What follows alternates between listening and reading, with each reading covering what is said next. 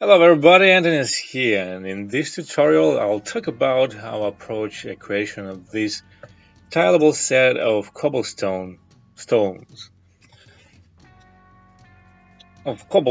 Stones from cobbles, right. So right now it's one piece out of nine, like nine pieces out of one, and let's just check it out. So that's the original piece that makes the whole structure, and it's fully tileable. I'll bake it in the video in the end. You can check it inside Maya. There's no seams, nothing. It's a really great way to approach this type of production. And everybody talks about substance design and that, but sometimes you still need to have your custom-made bricks, custom-made stones that you can also use in a game. You can also use, as a part of your mesh creation and game environment. So, and I think Critical gives some really cool features about it. It is more of an advanced time lapse where I show my stuff and I talk over what I do. If you want to see a bit more of an introduction, I recommend to check my introduction, just video just before that. And okay, let's just go into it. Okay, here we start and we open the file, we open the Tileable surface. So the first thing I do is I'm trying to create one block to start with, and then I just delete everything else. I'm just creating a frame for my reference, this particular rectangular frame, and then I duplicated that block around. So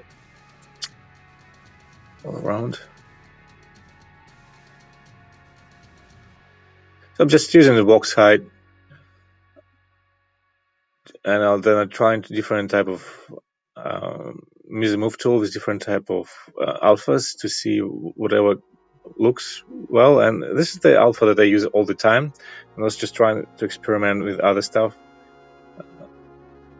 So this is like pretty much how you do noise in 3D code, because the noise plugin itself isn't really great.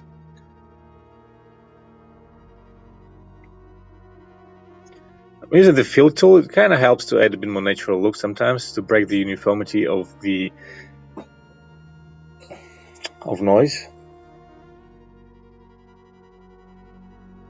Again, cutting, and sometimes unhiding. So essentially, just want to create a couple blocks that I can then duplicate all around.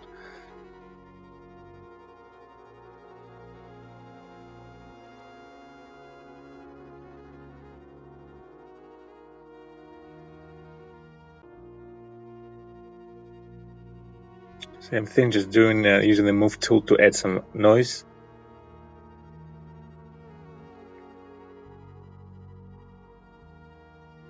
So I decided to go with like 2 large blocks, stone bricks, and then 2 small ones. Well, big, small, big, small.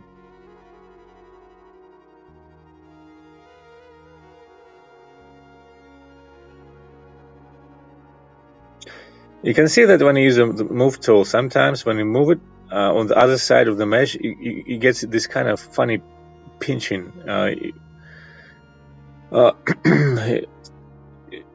It's on the other side. Yeah, you can see some of the striations that go there. It's a bit strange.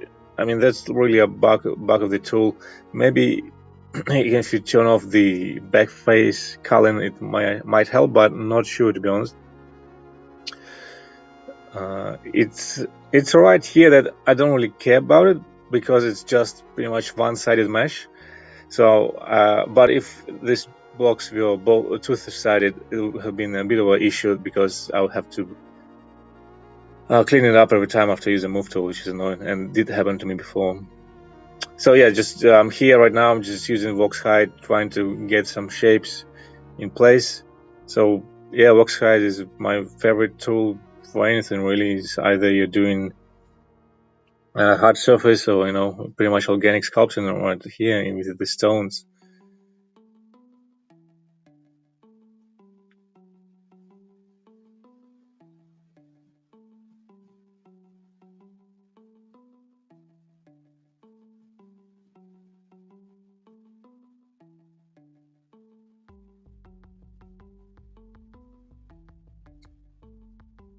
So I don't really have any reference. I didn't start with any kind of reference, and just decided to go with the feel. I'd definitely recommend to find a reference. It's much faster, because I was like, oh, okay, I'll just do whatever I want. I was thinking about semi-smooth cobblestone, pattern layout.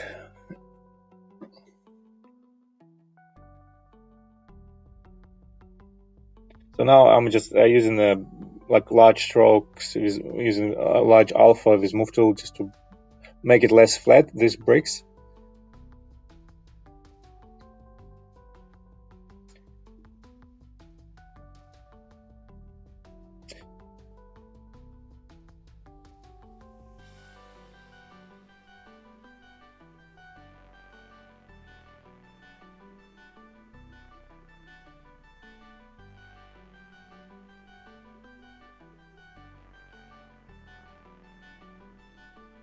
Just hiding. Just the way you chip the rock using the cut or box height tool is really looks really natural. And this is, I think, where it really beats ZBrush. That in ZBrush, I have a pretty decent tutorial, pretty good video on how I approach rocks in ZBrush, one of my early videos, and still pretty popular. And I use the trim brush there a lot, trying to do the same cuts and just not the same. It's much harder inside ZBrush, but ZBrush does have a better noise tool. I'm like, actually, guys, if you're watching right now, not just keeping through, I'll leave a link for 3D Code forum where I am asking to introduce a noise feature. Not the noise feature. Noise feature is already here. The only thing they don't have is they actually don't have you cannot save the noise profile. You can create a noise. You can create any kind of noise like in ZBrush, but you cannot save it. So it renders the noise feature useless if you cannot save any of them. Like, seriously. Anyway, right here, I've just decided to combine all those blocks and duplicate them all over. I was thinking that if I can combine this guy and then duplicate it, it will kind of save me time in future, but I actually made quite a big mistake right here. I shouldn't have combined all of them, because then I still needed to work on each individual rock every now and then. So I'm actually just double checking now. I'm combining the bottom layer to the top layer, and then I can check how it all looks all together. And I'm just trying different shaders that have some, cavity masking and all that. So anyway, so I combined all of them, all these stones together, and eventually you will see me going through the whole video, and I'll be splitting all of them one by one. It is a little bit annoying. Yep. So I'm just trying to customize a shader that will that will give me more information, that will help me to see if I can see any repetition, and if there are any kind of spots on the mesh that are really repetitive, even though I already just duplicated 4 of them. I still want to try to set it up and see stuff. I'm just picking the existing shader and I'm just playing with the controls there. Nothing really, there's nothing smart about it. And one thing I kind of noticed that this dent on the right brick is pretty deep, so I will be fixing it. You see, I'm already trying to undo it. And I decided that dent is quite visible. And it's always like, you always fight with that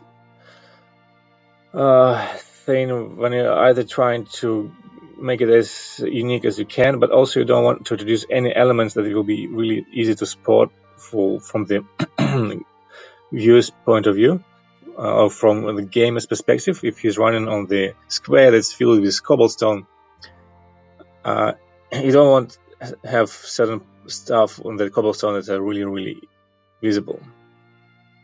I mean, there's a whole bunch of tricks that you can employ in-game engines, like decals, and put in an extra tileable texture on top to get rid of the repetitions, or to introduce type of repetitions that on a larger scale than this smaller scale. But right now I'm doing this as a finished product, and I want to have as little repetition that I can from the get-go. So I'm just trying different masks again, like using that noise mask, and to be honest, I didn't really like it because it just was kind of way too noisy. And I'll fix it a bit later. So I'm just trying to find a better shader to work with. I was kind of getting tired of this really cartoony look. Again, just hiding and hiding. I was trying to get tired of cartoony looks, and I actually got back to my standard shader, like this kind of polymer, I think, shader. Looks nice, good enough for me. Yeah, and I started to use a spray brush. I use it a little bit overall in this tutorial, in this video.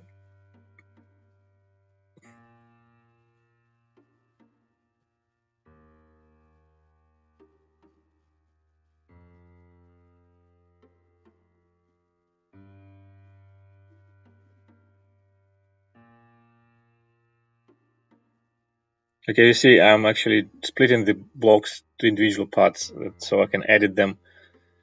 Which, if I didn't merge all of them before and I just duplicated all of them, just parenting them to the top layer would have been much easier way of doing it.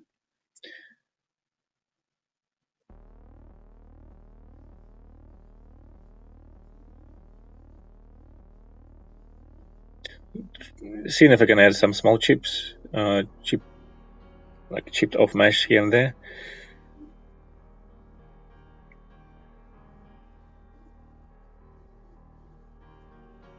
So you can see I'm trying to fix the mesh that I had to split it from the larger block. Then I have to fix the mesh there. Yeah, it took me created a little bit of trouble for myself.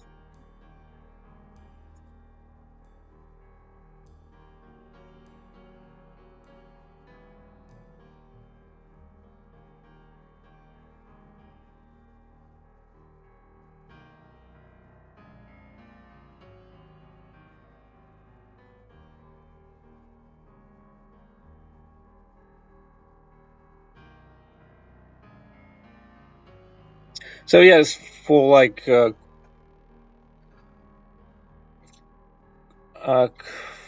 next quite a few minutes, I think I will be just doing this, like splitting the blocks and stone blocks, and then trying to add some detail in there. At the same time, every now and then I will combine the whole stack to the top layer. So then when I combine it to the top layer, it gets instance across the whole thing, and then I can see if I can get any repetition, if I need to fix anything. Okay, I'm just trying different brushes to see if they can work out any other, and they can help the production here, but they didn't. So I'm just sticking to move brush, wax hide, and fill in and scrape. Just a couple of them.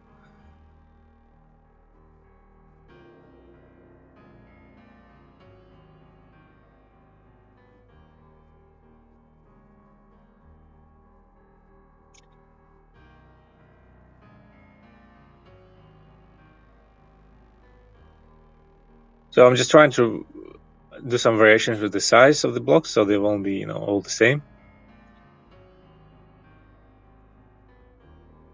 And yeah, I'm rotating one of the easiest. Well, the easiest thing is like you do a couple of breaks, and then you do them fully, like from the bottom to the top. Then you just start to rotate them all around. And in this case, I just went with this particular way. Right, so I'm just offsetting the bottom row so I can get a different pattern.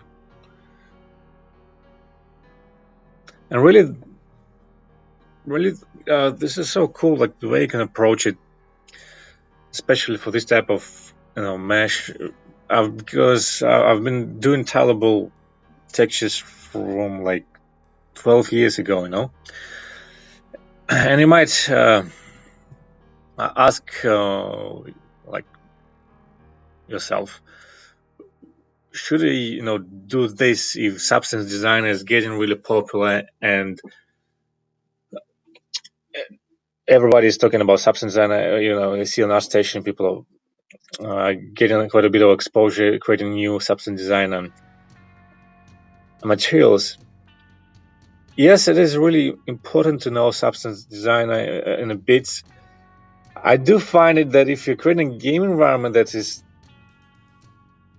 kind of, for example, imagine you got a tile of textures, but they also want to introduce some mesh there. So you would actually reuse these bricks as part of your building blocks to build the environment, right? So in that case, you'll get a seamless environment where you have the tileable textures and also extra bricks that look the same, and because they are already a part of the texture, and you put them and you scatter them around.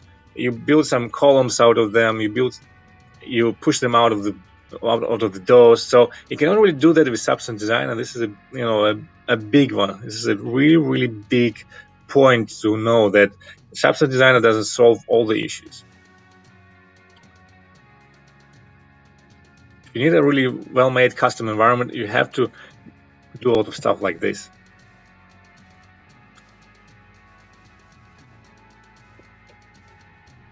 So it's really in 3D there are hundreds of ways of doing the same thing, and they always you always pick your own battles. You always try to find a way. Like I've got this project, I want to do this project. They want this particular art style, or like you're doing your own game, and you think, what is the best way to approach it? And should I use substances? Should I use approach like this?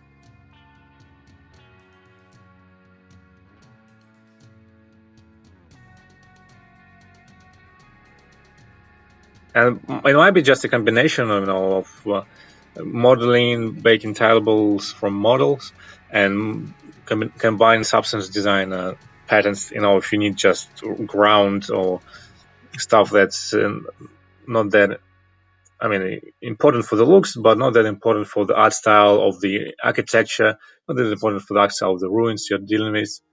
And I'm just, talking here because I'm doing the same process all over. I'm just going around the blocks, trying to see what I can introduce. If I could make it a bit more, if I could make every block a little bit more unique. And we're about halfway to the end.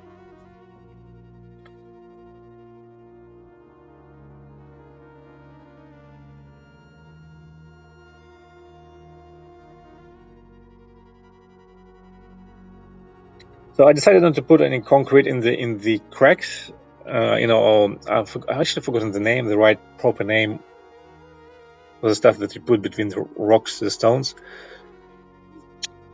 And you'll see me later fixing the issue. Like I don't wanna have any see-through holes.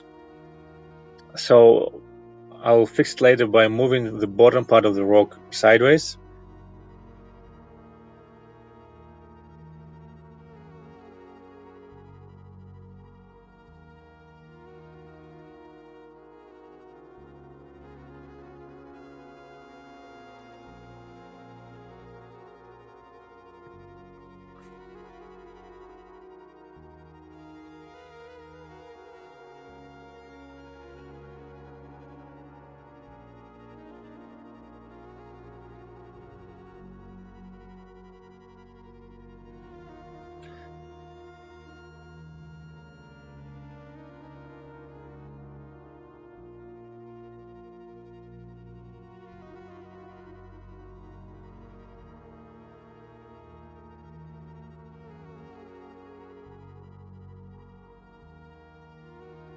So scraped brush turned out to be decent. I think in the end of the day, I did these rocks a little bit too soft.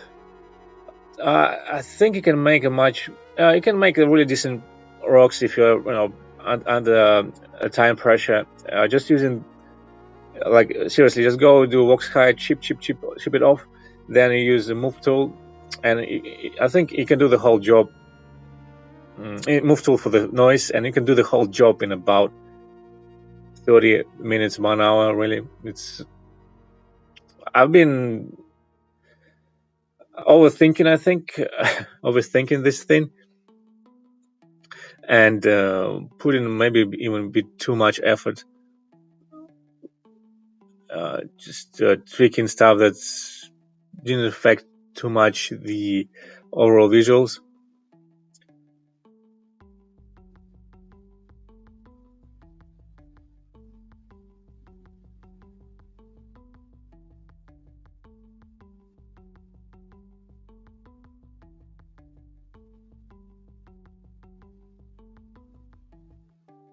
Yeah, I was picking some repetition on the smaller blocks, so I decided that I need to break some of them, break their surface.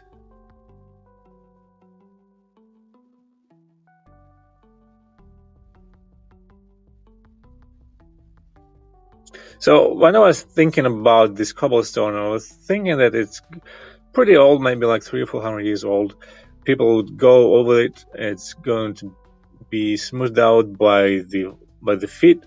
It's going to be broken by some, horse-driven carriages, all that. So it's not going to be like a brick with sharp edges, but it's going to be really, really weathered brick overall.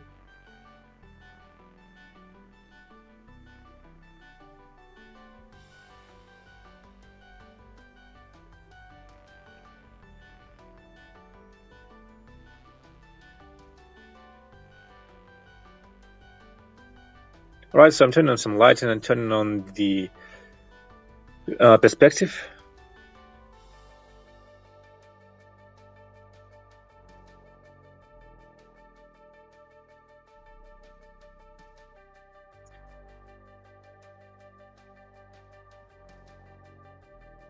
I'm using a number of my own hotkeys, like to pick. Although pick is A, I think it's actually standard ZBrush.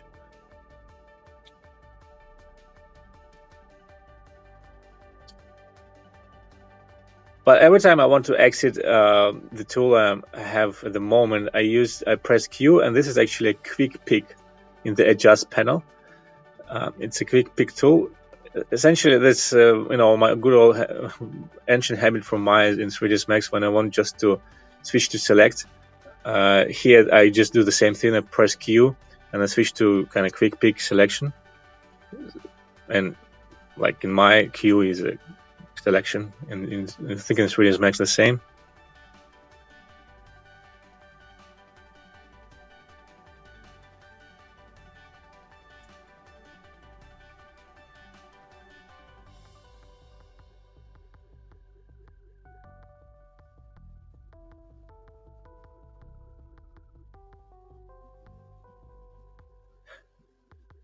I think I'm really kind of overused this scrape tool. Again, just too much pushing and carving around. It's not always great.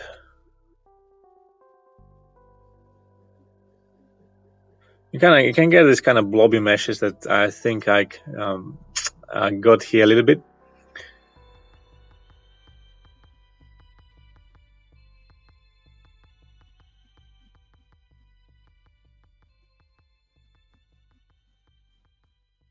Yep, just combine everything and now I'm looking at the whole tileable patch, and the whole thing, just trying to locate the stuff that's visible repetition. And I saw that I had a few of these depressions on the rocks that I decided to fix later on.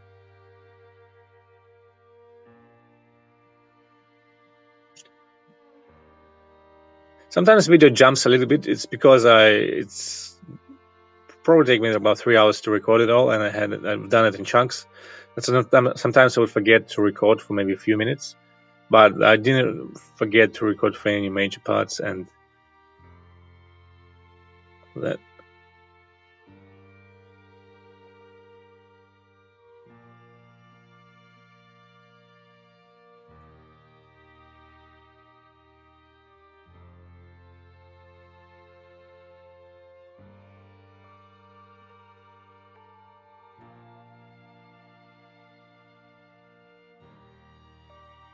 Again, I think I'm overusing the move tool here. I'm just adding extra blobbiness to the whole and wobbliness to the whole shape. I reckon the end result looked alright, looked pretty decent. So it can fit in certain art style, but also I always think what could have done better. That's why I'm always like and then done better and done faster. I think there are ways I could have approached stuff better. Always, you have to re-evaluate everything you do all the time.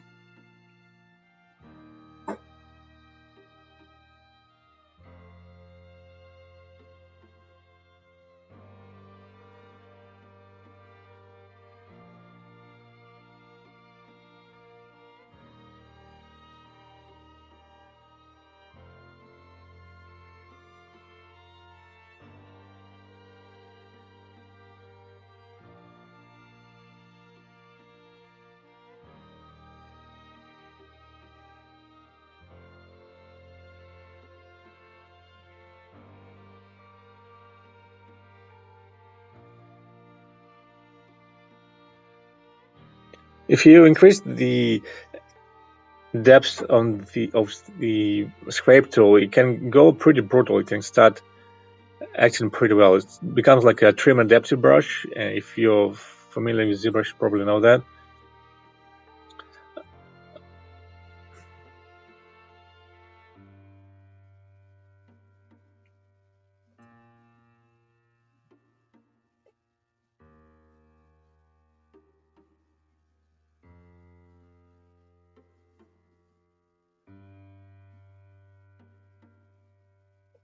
I use the fusil a lot because unlike the smoothing tool, it still retains some of the sharpness of the detail, but also it breaks. Overall, if you have too much sharpness, that helps to get rid of some of it.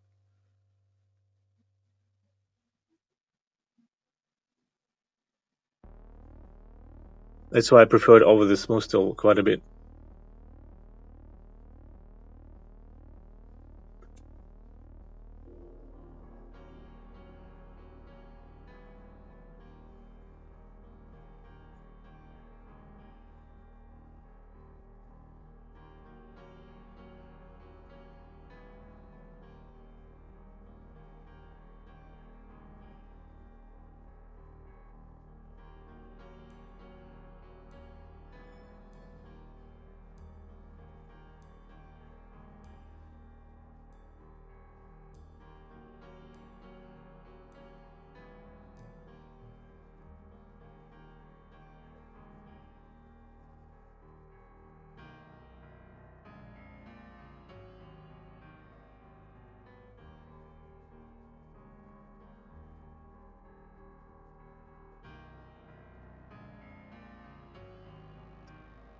I did a really big environment inside 3D Code.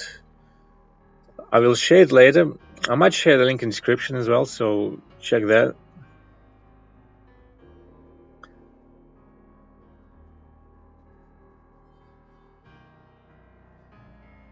I used a different technique as well for Tileable stuff. I will talk about it as well. Because I learned this particular method not too long ago. Oh, by the way, right now I'm just trying to fill the holes just from the back sides. Just trying to make a continuation that from top down each block. Oh yeah, so I was talking about the environment I did. Ancient ruin, ancient temple, modular ancient temple. It's a Unity asset. It's right now in its preview stage. Should be out in a couple of weeks.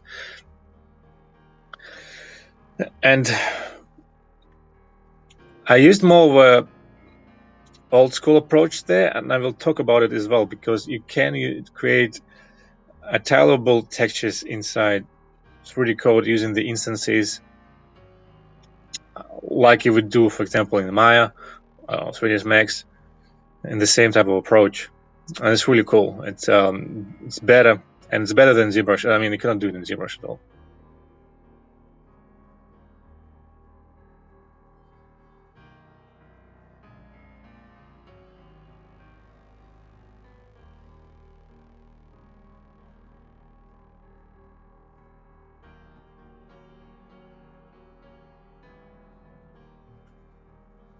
At this stage, I was thinking that I'm lacking something, and that was in fact a small type of rocks, because you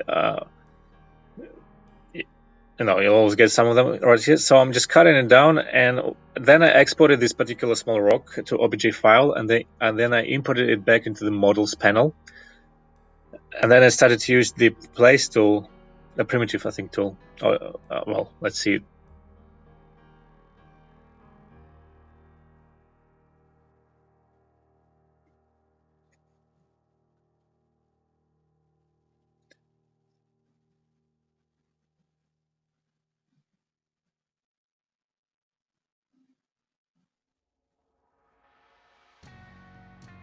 You see, I've added that little rock to the panel, and I'm using a primitive tool, and just use my brush to place it all around. So, because they really, this type of texture really likes small bits like this. I mean, the best approach you can do about it is you run a simulation inside Maya and you drop the whole bunch of rocks around. But I decided to keep it just all 3D code, so I decided just to add a few rocks here and there.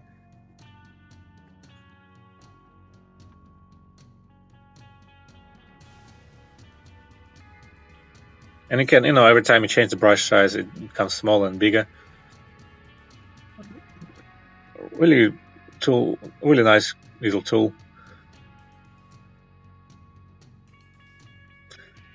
I didn't like the intersection with the stones, so then I used the cut tool just to cut stuff here and there, just to remove the intersection.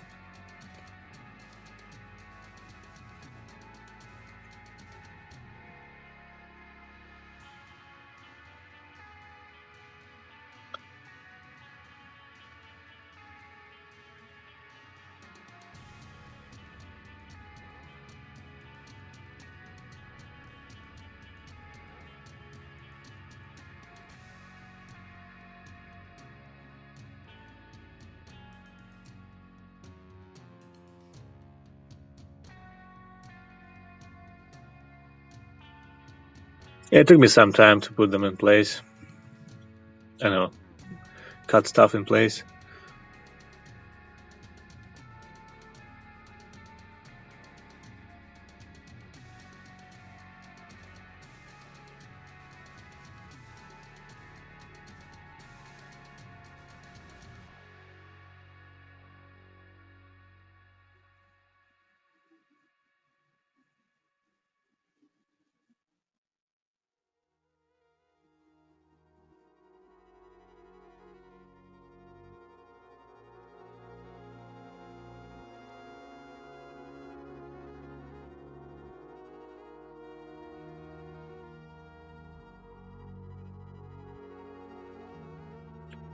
Right, just turn on the light to see how it looks. Obviously, light takes a lot of resources, so if you turn it on off all the time, it starts to slow down the system.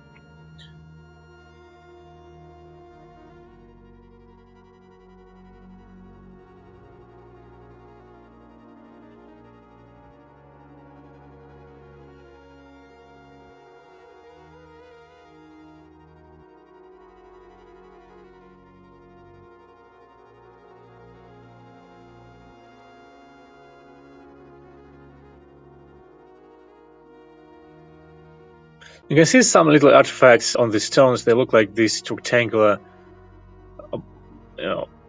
stripes. I don't know where they're coming from. It might be because the mesh is not uniform and I'm using the move tool. I really don't know, unfortunately.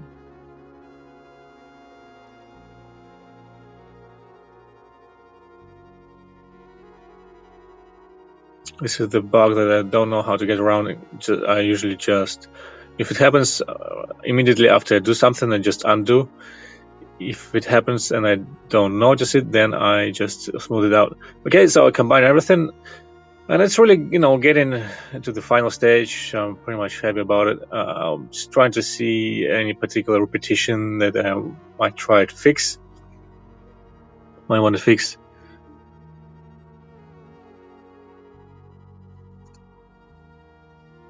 Again, just applying different materials.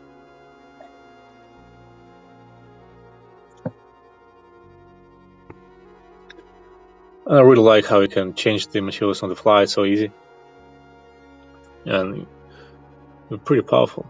So right now, when it all combined to the top, it's kind of lost the resolution because the top layer, the parent layer, doesn't have enough resolution. It should be like a 30 million mesh when you instance all around, but you can see it's only 9 million. So that's an issue.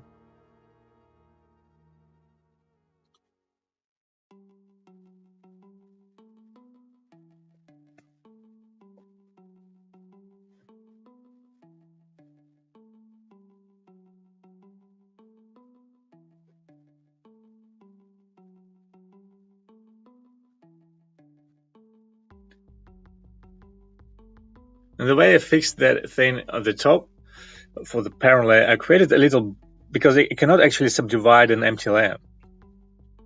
That's the thing is 3D code. I cannot subdivide an empty layer, so I create a little blob there that they can just subdivide once and increase the resolution of the layer. And then when I merge the whole stack top to the layer, it will inherit most of the details of all the blocks. And it might sound complicated, but you do it pretty fast.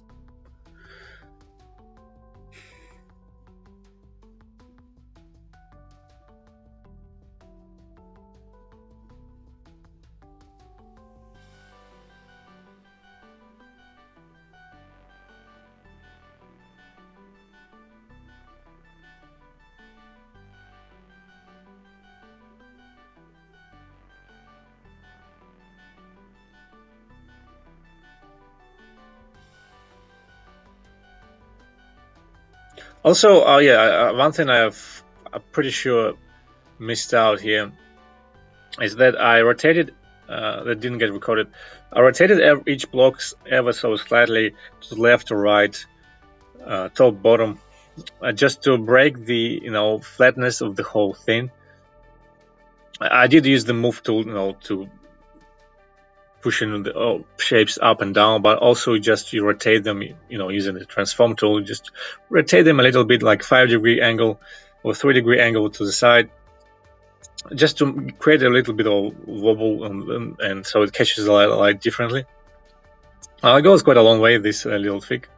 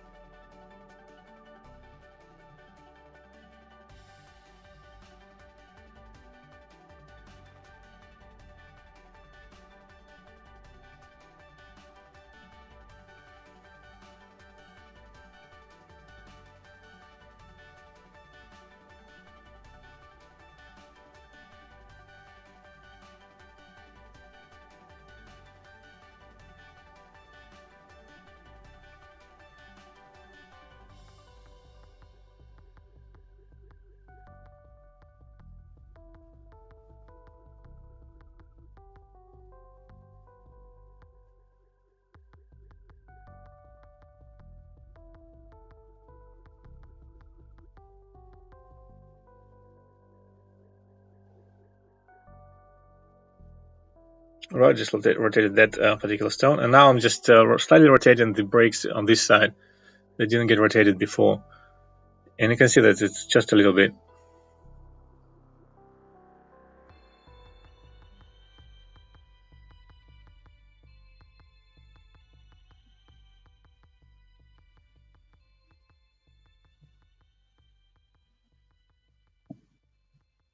Okay, here I decided to, if you see if cracks would add anything to the blocks. I kind of knew already ahead of the time that it's not gonna do much, because from experience, any type of crack, stuff like that is really visible, really easy to spot on a tileable texture. You know, if you add a couple cracks on particular blocks, they're super visible, and unless you go and crack everything and crack every single stone, or like most of them, like 80% of them, then you can get away with that. But if it's just a few cracks here and there, then you do run into a danger of this being too visible as a repetitive mesh, a repetitive texture.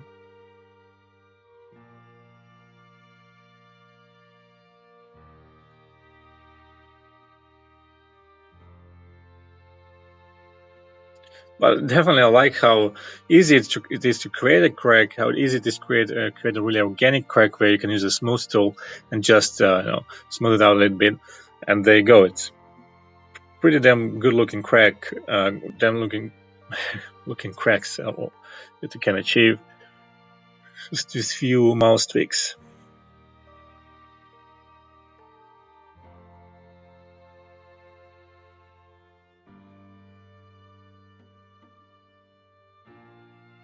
And there you turn it on, and I mean immediately the eye spots these cracks, and I don't know, for me personally they're really visible.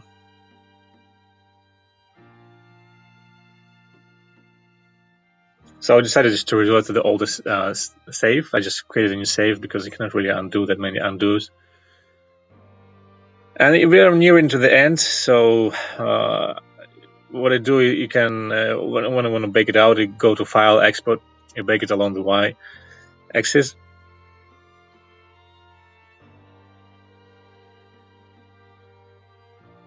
And here just creating, I decided to add this type of cement and see how it looks. And then just to break the repetition. I didn't go with it in the end, but you always try and see how it can look, especially if there is a client brief that you need to follow. Oh no.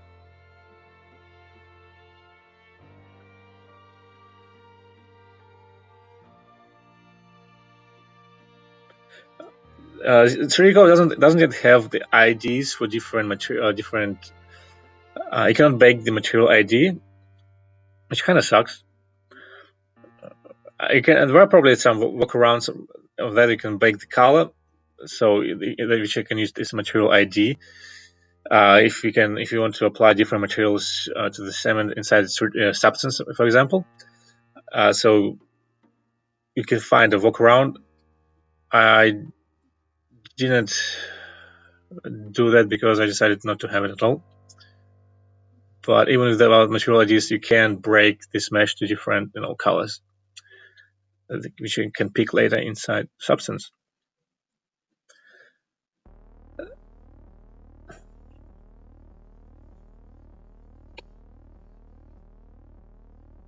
Then go into the export depth on Y, and I'm just exporting the normal map. Really, well, I have the color there, but the color doesn't do anything there. Okay, have it in mind. Just put a few lights there to make it look prettier. You don't get any seams whatsoever. You get really nice texture. Lighting does quite a bit of good trick to make it nicer. Alright, thank you guys for watching, and just there'll be more videos coming about tileable texturing inside 3D code. I want to do like a bit about hard surface tileable stuff, and also a bit about old school tileable textures inside 3D code. It's going to be pretty interesting. Just stay tuned. And yep, see you